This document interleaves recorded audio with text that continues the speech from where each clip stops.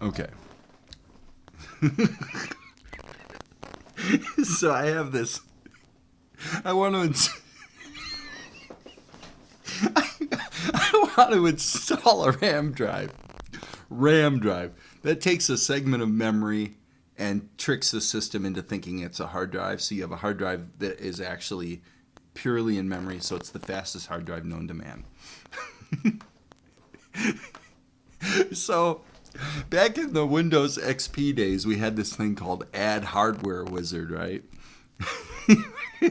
You could access it through the control panel and use it to install hardware, right? Okay, so I'm thinking, well, what do we do in Windows 8? It's been a while. I'm not finding it anywhere here. I'm not finding the Add Hardware Wizard.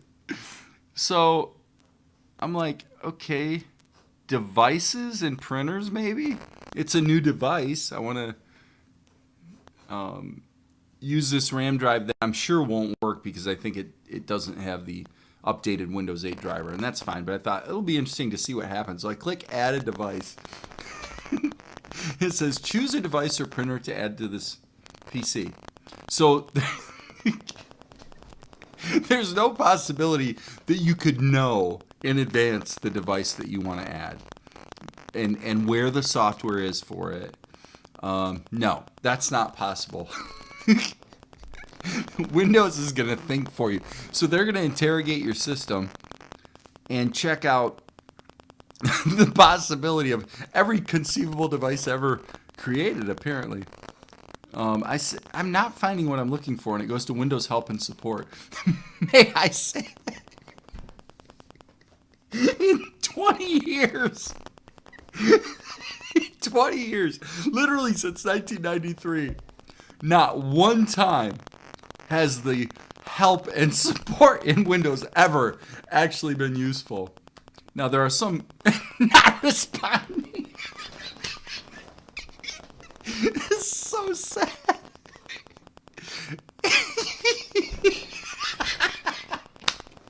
Windows help and support.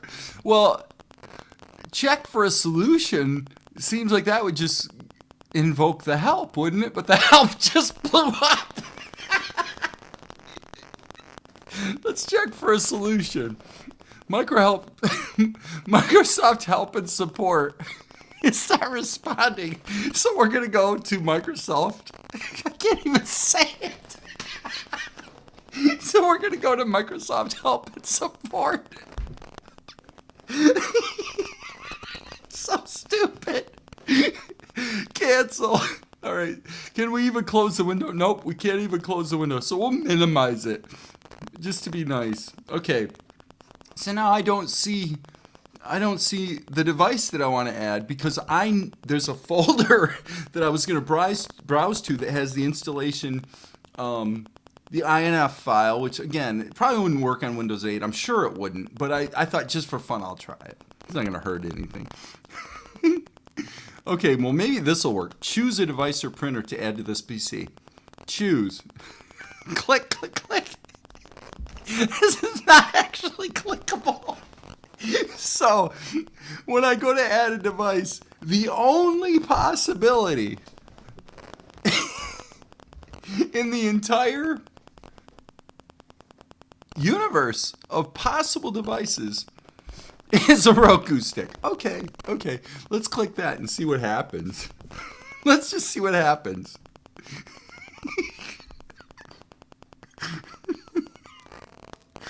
Your battery. OMG. Okay, it's thinking. That didn't work.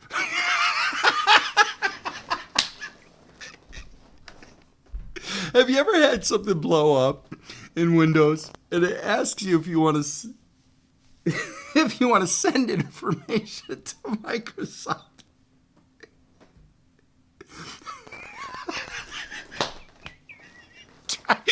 Try networking. Try networking in Windows. Try thinking that the Windows Explorer view is going to show you accurately what's actually going on in your network. I'm going to tell you something, people. If you want to control your network, learn the command line tools. Because with the command line tools, I should do a video on this because actually the command line tools are very good. You open up a what we, call a DOS box, so that's command. You open up a command line, and normally what I do is I log into my router, and then I know the IP address of all the computers on the network because there's like 6 of them, And then you just use commands like this: net view 192.168.1.4, let's say. Actually, let's do 7 because I know that computer exists.